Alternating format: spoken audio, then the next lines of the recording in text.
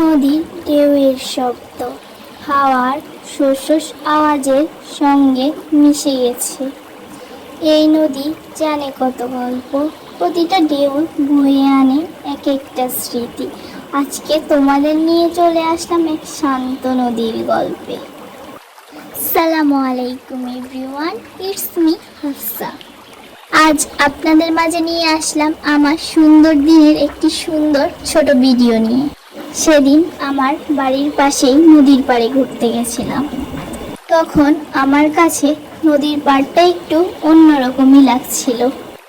ছিল না কোনো কোলাহল, ছিল নদীর ঢেউয়ের শব্দ, হাওয়াটা ছিল শান্ত, মনোমুগ্ধকর একটা পরিবেশ। পাশে ছিল প্রিয় মানুষটা, তার হাত ধরে হাঁটার ওই মুহূর্তটা ঠিক যেন সময় থেমে গেছে।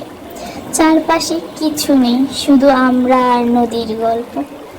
কখনো কখনো খুব বেশি কিছু বলা লাগে না, শুধু পাশে থাকা আর চোখে চোখ রাখা, এইটুকুই যেন একটা পৃথিবী।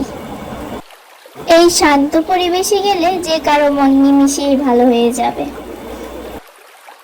সেদিন আমি আবারও ঘুরতে গেলাম। তখন কিছু কিছু ছোট ভিডিও ক্লিপস নিয়ে আপনাদের মাঝে শেয়ার করলাম। আমার ভিডিওগুলো কেমন লাগে তা কমেন্ট করে জানাবেন। ভালো লাগলে একটি লাইক শেয়ার দিবেন এবং চ্যানেলটি সাবস্ক্রাইব করবেন নতুন নতুন ভিডিও পেতে।